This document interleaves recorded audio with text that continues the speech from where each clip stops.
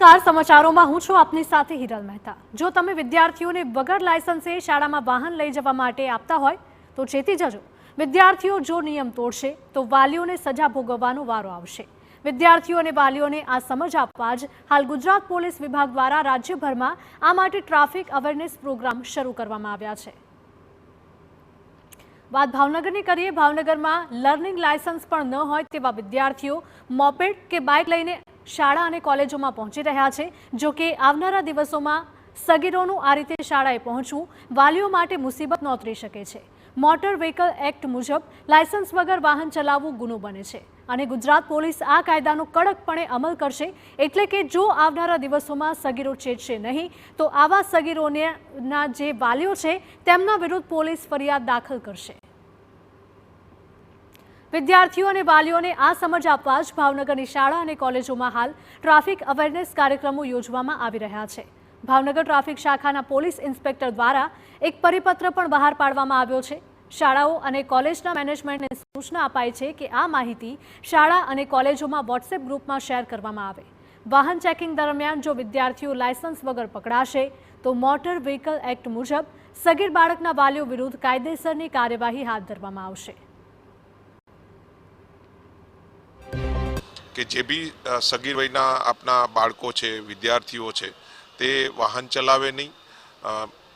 ટ્રાફિકની જે જોગવાઈ મુજબ જો સગીર વયના બાળકો વિદ્યાર્થીઓ વાહન ચલાવતા માલુમ થશે તો જોગવાઈ મુજબ તેના વાલી ઉપર જે છે તે કાયદેસરના પગલાં લેવાની જોગવાઈ હોય।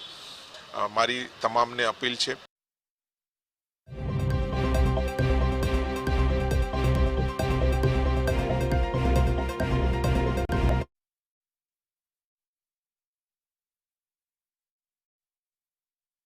સામે આવે છે।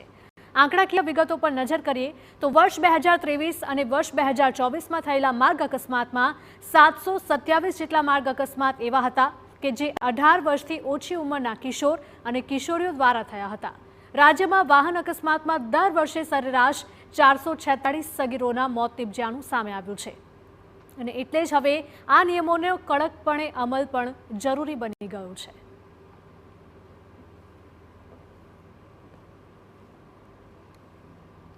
જે છે એ ધોરણ 8, 10, 9 કે 12ના વિદ્યાર્થીઓ જે છે એ બુલેટ જેવા મોટા વાહનો લઈને પણ ઘણીવાર જતા હોય છે, ઘણી સ્પીડવાળા વાહનો લઈને પણ જતા હોય છે અને આના કારણે એમનું નુકસાન થાય છે, એની સામે બીજાનું નુકસાન થાય છે।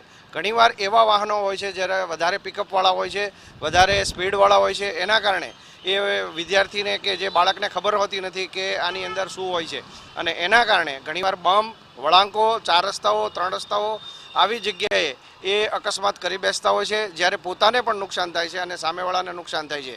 ભાવનગર શહેર અને જિલ્લામાં કેટલાક સગીર વયના વિદ્યાર્થીઓ શાળાએ 2 વ્હીલર લઈને આવતા હોય છે। લાયસન્સ વગર વાહન ચલાવવું એ ગંભીર ગુનો છે। એટલા માટે અમે દરેક શાળાઓને સૂચિત કર્યો છે કે આપની શાળાએ આવતા વિદ્યાર્થીઓ લાયસન્સ વગર 2 વ્હીલર લઈને આવે નહીં અને શાળાઓ સાથે પણ આ બાબતે જાગૃતિ અંગે લાવવા માટે અમે પ્રયાસો કરી રહ્યા છીએ। પોલીસ દ્વારા સૂચિત કરવામાં આવ્યું છે કે કોઈપણ વિદ્યાર્થી લાયસન્સ વગર સગીર વયનો વિદ્યાર્થી વાહન લઈને આવશે તો વાલી વિરુદ્ધ નિયમ અનુસારની કાર્યવાહી કરવામાં આવશે। જિલ્લા શિક્ષણાધિકારીએ હાઈસ્કૂલમાં ટ્રાફિક અવેરનેસના કાર્યક્રમો યોજવા અને નિયમોનો કડક અમલ માટે સૂચના આપી છે। વિદ્યાર્થીઓની સાથે વાલીઓની જાગૃતિ માટે પણ પ્રયાસો કરવામાં આવી રહ્યા છે।